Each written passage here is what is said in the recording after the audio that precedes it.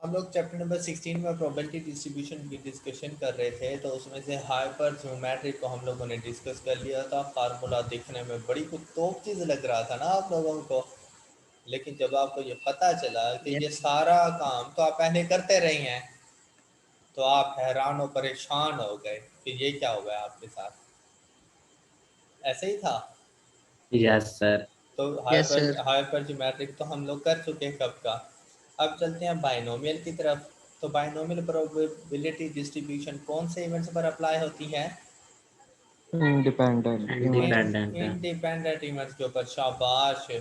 और इसमें प्रोबेबिलिटी हमेशा रिमेन कांस्टेंट कांस्टेंट। कांस्टेंट रहती है, शाबाश। तो इसका जो फार्मूला है ये आपके सामने है।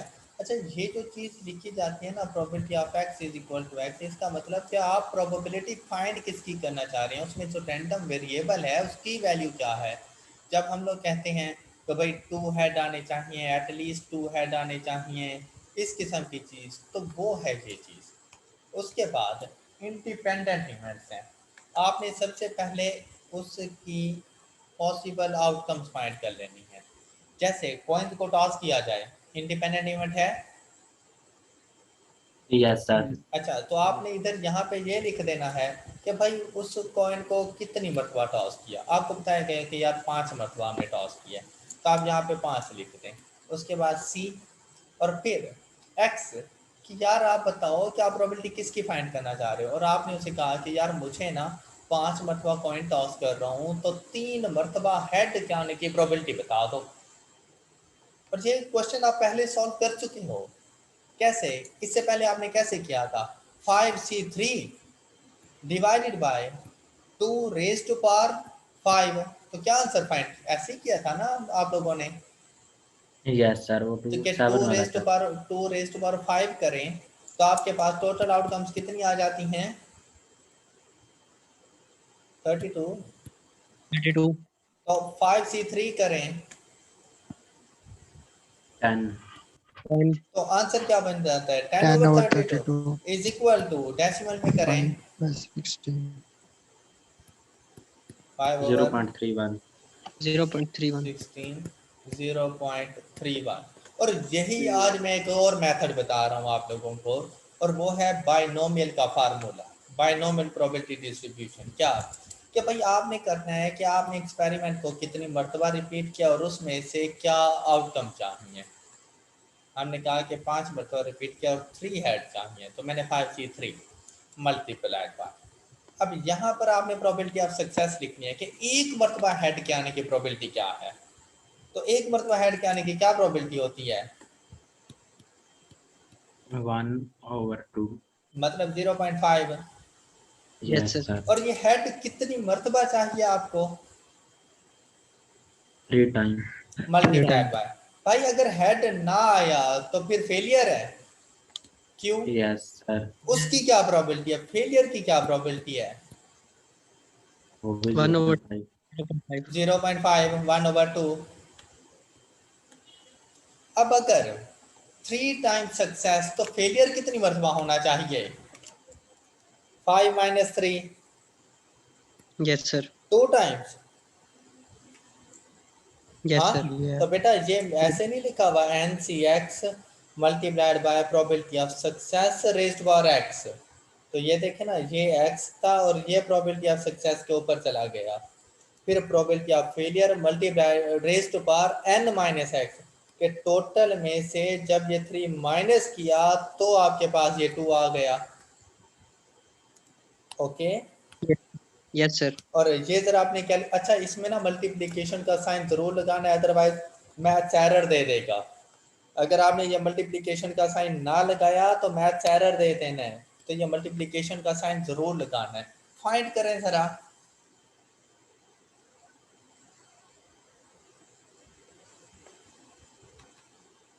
5 over 16। तो ये देखें, पहले भी तो यही कुछ फाइंड किया था। Yes sir. तो आप खुद बताएं कौन सा मेथड ज़्यादा ईजी है, बाइनोमियल का फार्मूला ज़्यादा ईजी है या वो पहले वाला मेथड ज़्यादा ईजी है? पर फार्मूला पहले वाला ही है। फर्स्ट मेथड पहले वाला इजी। पहले वाला ईजी है। लेकिन अब बहुत से Okay. क्वेश्चन ऐसे आएंगे, जैसे अब ये पहले वाला जो मेथड है ना, ये डाइसिस के ऊपर रोल नहीं हो सकता, अप्लाई नहीं हो सकता।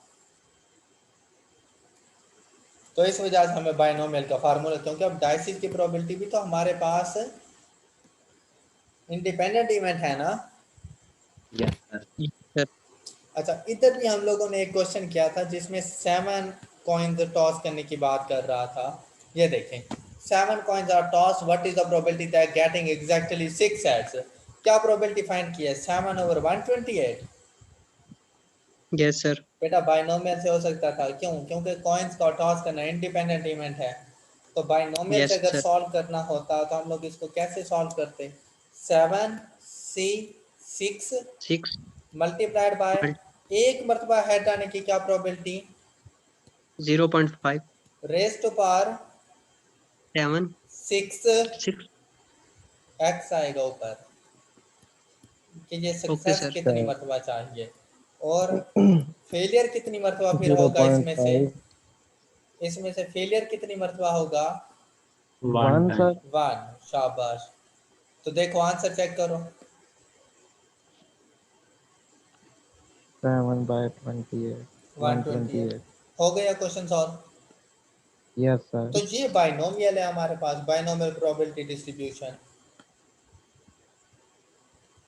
अच्छा, ये अब ना क्वेश्चन नंबर 4। अब बेटा यहाँ पर भी अगर होता ना कि एटलीस्ट 6 एड्स, तो 6 के बाद 7, 7 के बाद 8, 8 के बाद 9, तो ये 6 के आने की प्रोबेबिलिटी, फिर इसमें हम लोग ऐड कर देते 7 के आने की प्रोबेबिलिटी, वो लिख देते, फिर आंसर बता देते। मतलब जितनी मरतबा एक्स की वैल्यू चेंज होती जाती तो वो ऐड करके दूसरी प्रोबेबिलिटी फाइंड कर ली जाती है। अब जैसे क्वेश्चन नंबर 4, ज़रा आप लोग सॉल्व करें क्वेश्चन नंबर 4।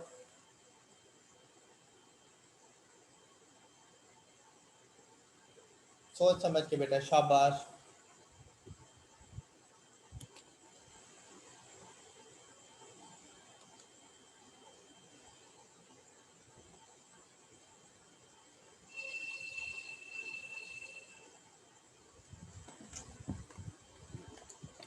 एट मोस्ट 260 से क्या मुराद है? एक्स की क्या वैल्यू रखोगे? X is equal to 0 1 2. Okay, यही है ना।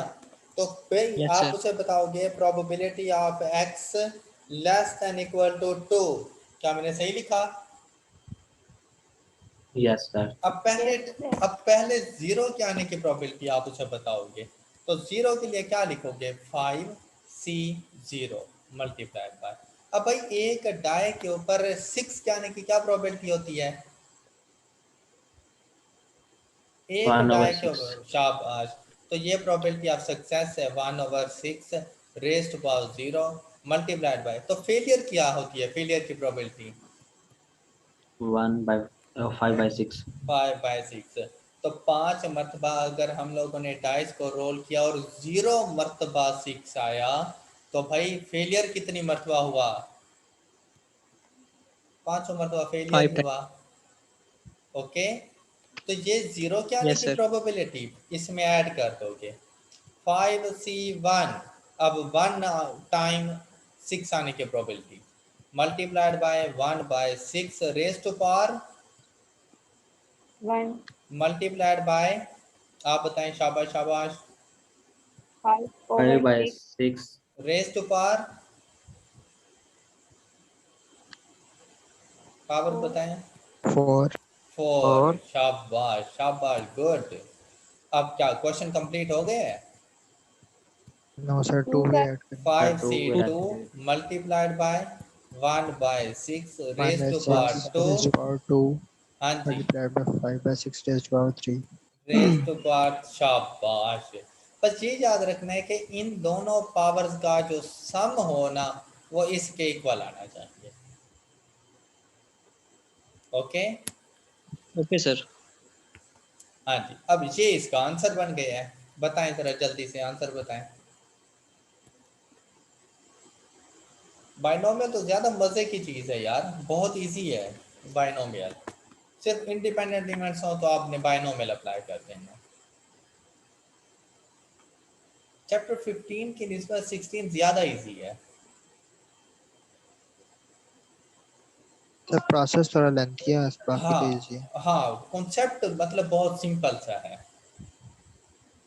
सर जी।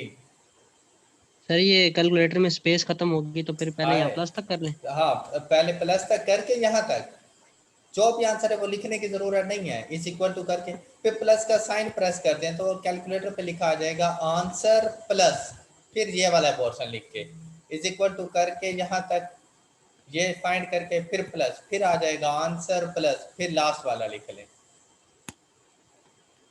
अच्छा सर, यहाँ पे एटलीस्ट भी आ सकता है? जी बेटा एटलीस्ट भी आ सकता है यहाँ पर, तो फिर सर अगर 0.93। एटलीस्ट 2 होता तो 2 3 4 5 इनकी जाके प्रोबेबिलिटी फाइंड करते हैं।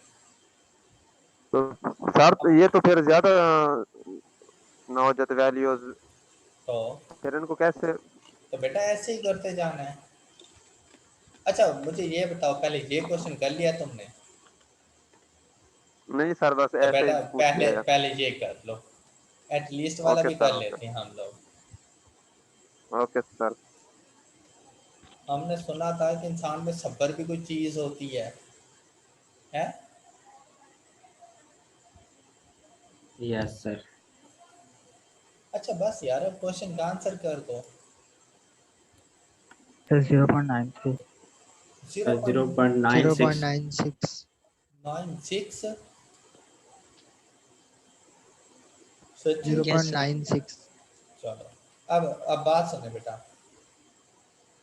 अब जैसे नोमान ने कहा ना कि कैलकुलेटर पे स्पेस खत्म हो गई, अब यहाँ पर काम है स्मार्ट वर्किंग का। 5C0 का आंसर क्या होता है? 0. 1। अरे जीरो वन। नहीं वन। होता बेटा। मैंने मेरे ख्याल से टेस्ट की डिस्कशन में 1000 मरतबा बता दिया है N C Yes, zero sir. Is equal to yes sir 1। 1 होता। Yes, sir. 1. तो बेटा क्या ये लिखने की जरूरत है? No no sir. No sir. मतलब आप जरा शॉर्टकट मेथड की तरफ जा रही हैं कि इतनी लंबी इक्वेशन ना लिखनी पड़े। और any constant number raise to power 0 is equal to 1. 1। शुक्र है। तो क्या इसको भी लिखने की जरूरत है? No sir. तो यार ना नो लिखो सर। ना, तो ना लिखो, आप स्टार्ट ही यहाँ से करो। बेटा अब ये स्मार्ट वर्किंग चल रही है, आपको बात समझ आई है ये? यस सर, आ गई समझ। और इसी तरह बेटा क्या पावर 1 लिखने की जरूरत होती है? No sir. तो ना लिखो ना यार, एक और स्पेस मिल गई है तुम्हें। Okay sir. ओके, अब जब अपना क्वेश्चन बताओगे ना तो अब इजीली जाके सॉल्व हो जाएगा। अब ये कैलकुलेटर पे सारे की सारी इक्वेशन चली जाएगी। मेरे ख्याल से आप मेरा पॉइंट पिक कर चुके हैं। Yes sir. अच्छा, अब ये यस सर। एक भाई साहब ने हमसे पूछ लिया MI कि एट लीस्ट 2 की प्रोबेबिलिटी पूछ ले, तो ये तो भाई बहुत लंबा सा क्वेश्चन बन जाएगा। क्या उसने ठीक कहा है? उसने No, sir. अब x की क्या वैल्यू, हमने प्रोबेबिलिटी किस किस की बतानी है? 2 की, 3 की, 4 की एंड 5 की, ऐसे ही है ना? Yes sir. तो Yes, sir. बच्चे Yes, की sir.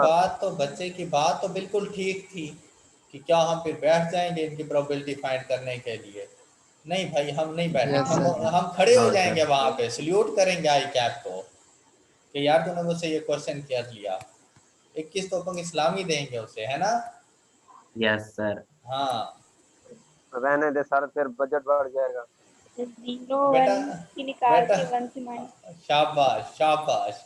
तो बेटा यहाँ पर किसकी प्रोबेबिलिटी नहीं पूछी उसने? 0 और 1 की नहीं 0 पूछी, बाकी तो 0 सारे और पूछ 1। लिया है ना।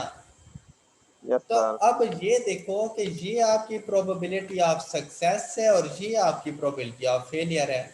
अब सक्सेस फाइंड करना ज्यादा इजी है या फेलियर फाइंड करना ज्यादा इजी है? Failure. Failure failure. Find failure find करना ज्यादा इजी है ना? Yes sir. तो बेटा Yes, sir. P फाइंड करने के लिए 1 माइनस Q कर दिया जाता है, और Q की प्रोबेबिलिटी क्या आएगी? यहाँ से स्टार्ट करोगे, ये 0 की प्रोबेबिलिटी और ये 1 की प्रोबेबिलिटी यहाँ पे एंड कर दोगे। ठीक है? ठीक ठीक ये जो ठीक है मिड सर। में चीज, ये कैलकुलेटर को बता के जो भी आंसर आए 1 माइनस आंसर, तो वो प्रोबेबिलिटी ऑफ सक्सेस, और वो आ जाएगा at least 2 6 in 5 rolls of a die. Okay okay sir. हाँ भाई ओके सर, इरफान। आप क्लियर हो? यस सर, समझ आ गई हाँ आप? तो बेटा इंसान में ना सब्र के साथ साथ एक चीज अक्ल भी होती है। Yes sir. होती है ना। आजकल थोड़ा सर, आजकल गर्मी ज्यादा है ना, इसलिए। चलो तो फिर अक्ल पिघल गई है, यस सर। फ्रिज में रख दे बेटा। लोड शेडिंग है सर। चलो ये भी सही है, फिर अल्लाह के हवाले। चलें अच्छा सर। बेटा ये जो क्वेश्चन शुक्रिया। नंबर 4 था ना, क्वेश्चन नंबर 4, उसमें इवेंट ऐसा था कि हमें पता था प्रोबेबिलिटी ऑफ सक्सेस ये है कि 6 आने के चांसेस ये होते हैं। कॉइन्स को टॉस करने हमें पता है कि यार हेड आने के चांसेस 1/2 होते हैं, तो क्वेश्चन में बताने की ज़रूरत नहीं है। लेकिन अगर इवेंट कुछ ऐसा हो कि हमें ना पता हो कि यार इसकी सक्सेस के क्या चांसेस हैं, इसकी फेलियर के क्या चांसेस हैं, तो आपने नहीं परेशान होना, वो आपको खुद बता देगा कि इसकी सक्सेस के क्या चांसेस हैं। तो बेटा अगर सक्सेस 75% है तो फेलियर क्या होगा? 25%। 25%। शाबाश शाबाश। तो बेटा क्वेश्चन नंबर 5 आप लोग तसल्ली से पढ़ो और खुद से सॉल्व करो, और मैं कुछ भी तुम्हें नहीं बता रहा, और मुझे इसका करेक्ट आंसर चाहिए, चाहे न्यू स्टूडेंट्स हैं और चाहे ओल्ड स्टूडेंट्स हैं, और चाहे एक्स्ट्रा ओल्ड सीनियर सिटीजन्स हैं। क्वेश्चन नंबर 5 सॉल्व करें, शाबाश जल्दी करें।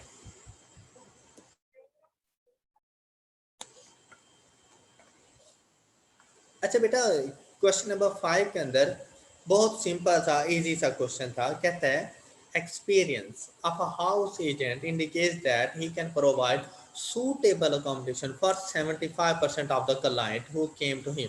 एक बेटा रेस्टोरेंट, एक होटल है, उसके अंदर जो उसके क्लाइंट्स वगैरह आते हैं ना, तो वो हर किसी को इंटरटेन नहीं कर पाता। तो पास्ट एक्सपीरियंस से हमें पता चला कि 75% क्लाइंट्स उससे सेटिस्फाइड होते हैं कि वो अच्छी सर्विसेज वगैरह प्रोवाइड कर रहे हैं, लेकिन 25% क्लाइंट्स सेटिस्फाइड नहीं है। क्लियर? तो आपने यहाँ पर ये नहीं जज कर लेना कि सेटिस्फैक्शन के लिए probability of success and dissatisfaction के लिए प्रोबेबिलिटी ऑफ फेलियर, क्योंकि हमने ये देखना है हमारी सक्सेस तो ये है ना कि हमारा इंटरेस्ट किस चीज़ पे है, सेटिस्फैक्शन की प्रोबेबिलिटी फाइंड करने में है या डिससेटिस्फैक्शन की प्रोबेबिलिटी फाइंड करने में है, तो वो हमारे लिए प्रोबेबिलिटी ऑफ सक्सेस बनती है। तो कहते हैं if on a particular occasion 6 client approaches him independently, मतलब बेटा वैसे भी ये जो नंबर ऑफ कस्टमर्स आते हैं जब शॉप वगैरह पे या इस तरह से, तो वो तो इंडिपेंडेंट होते हैं ना। Yes sir. ओके तो यस सर। हाँ, एक सूरत में डिपेंडेंट हो सकती हैं कि जब एक पूरी फैमिली जाए, तो लाजिम बात है पूरी फैमिली ने किसी एक होटल में ही रुकना है, स्टे करना है, तो family member different yes different तो नहीं जाते ना। तो वहां पे ना मतलब ये है कि जो बच्चे होते हैं ना अपने पेरेंट्स पे डिपेंड कर रहे होते हैं कि जहाँ पे अब्बू कहेंगे वहां पे जाके रुकेंगे। तो उसने यहाँ पे कह दिया है कि वो 6 जो क्लाइंट्स है ना वो इंडिपेंडेंट थे, एक दूसरे को नहीं जानते थे। अच्छा कहते हैं calculate the probability of getting satisfactory accommodation. तो बेटा सेटिस्फैक्शन के लिए जो प्रोबेबिलिटी है वो प्रोबेबिलिटी ऑफ सक्सेस बन जाएगी। तो आपके पास प्रोबेबिलिटी ऑफ सक्सेस कितनी आ गई? 75%। तो 0.75। 0.75। तो और Q की वैल्यू कितनी आ गई? 0.25 0.25। अच्छा टोटल कितने हैं? 6। ये N की वैल्यू बन गई आपके पास। क्लियर? अच्छा यस सर। आपसे कहा गया लेस देन 4 क्लाइंट्स, तो बेटा लेस देन 4 में X की क्या वैल्यू होगी? 0 1 0 1 2 2 3। 3। तो इसकी प्रोबेबिलिटी फाइंड करने के लिए हम क्या लिखेंगे? Probability of x less than equal to, नहीं लेस देन 4 है तो इक्वल टू नहीं आएगा, x less than 4 is equal to, तो सबसे पहले 0 की प्रोबेबिलिटी। Yes sir. अच्छा 0 की प्रोबेबिलिटी को क्या लिखूं? किसी को एतराज? No sir. No. वो शुरू वाला No, पोर्शन sir. मैंने स्किप कर दिया है। Okay, plus 6C1 multiplied by 0.75 multiplied by 0.25 raised to power 5. 5. Okay. अब देखिए Okay, ये sir. बार बार ब्रैकेट्स लगाने की भी जरूरत नहीं है, वो स्पेस सारी जाया हो जानी है, तो बस इस तरह से लिख रहे हैं। फिर plus 6C2 multiplied by 0.75 raised to power 2 multiplied by 0.25 raised to power 5 4 4 NCX होता है ना, तो n और माइनस x, तो 4 नहीं रह जाएंगे। 6 में से 2 सक्सेस, तो बाकी 4 रह जाएंगे। Clear? Yes sir. Plus plus 6C3 3. multiplied by 0.75 raised to power 3 multiplied by 0.25 raised to power, 3. तो आंसर आ जाता है 0.165. 0.165। जी, तमाम स्टूडेंट के पास यही आंसर है 16.5%। 0.169. 169। Yes, sir. 1 6. Yes, sir. चल 9 कर लो सर। हाँ जी हाँ जी, हुक्म जी, बिस्मिल्लाह। 6/2 से इसके बाद एक्सप्लेन करें सर। क्या सर 6 और c मल्टीप्लाई 0.75 सर, इस ये किस तरह है? ये किस तरह है? 3 तक की प्रोबेबिलिटी फाइंड करनी थी ना यार, तो x की वैल्यू 3, तो 6C3 मल्टीप्लाइड बाय 0.75 ऊपर क्वेश्चन में गिवन है, raise to power 3 multiplied by, अब 75 अगर p है तो q की वैल्यू 0.25, तो 6 में से 3 यहाँ पे आ गए, तो 3 यहाँ पर आ जाएंगे। तुम क्या कह रहे हो?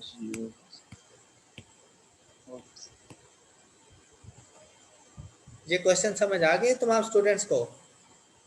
Yes, Yes, sir. sir. अब देखो बस थोड़ा सा लेंथी था, लेकिन कॉन्सेप्ट तो सिंपल सा था। अब बी ऑप्शन में एग्जैक्टली पूछा गया, तो p of x is equal to 4, तो सिंपल सा क्वेश्चन Yes. है 6C4 multiplied by 0.75 raise to power 4 multiplied by 0.25 raise to power 2 question solve is equal to 0.2966. 0.297। Okay, sir. Done. Yes, sir. अब आपसे पूछा गया एटलीस्ट 5, तो at least 5 के लिए x की क्या वैल्यू बनेगी? 5 and 6. तो 5 and 6 बनेगी बस, 5 and 6, तो probability of x greater than equal to 5, तो पहले 6C5 into 0.75 raise to power 5 multiplied by 0.25 raise to power 1, तो ये 1 लिखने की जरूरत नहीं है, plus 6C6 multiplied by 0.75 raise to power, और आगे 0.25 रेज टू पावर 0 लिखूं? No sir. क्यों? No sir. क्यों? 1 आ जाना है उसका 1 हो multiply। जाना है, शाबाश। तो आंसर Zero. बता दें। 0.534. Yes, sir. हो गया क्वेश्चन सॉल्व? जी Yes, सर। sir. तो बेटा ये है हमारे पास बाइनोमियल प्रोबेबिलिटी डिस्ट्रीब्यूशन। क्या आप लोगों को समझ आ गई? ये देखें ये फार्मूला, क्या अब ये फार्मूला आप लोगों को क्लियर है बाइनोमियल प्रोबेबिलिटी डिस्ट्रीब्यूशन का? Yes Yes, sir, sir. Clear है। चले, और x की बेटा जितनी ज्यादा वैल्यूज हों फार्मूला ऐड होता जाएगा हर x की वैल्यू के लिए। तो ये हम लोगों ने बाइनोमियल प्रोबेबिलिटी डिस्ट्रीब्यूशन को कंप्लीट कर दिया।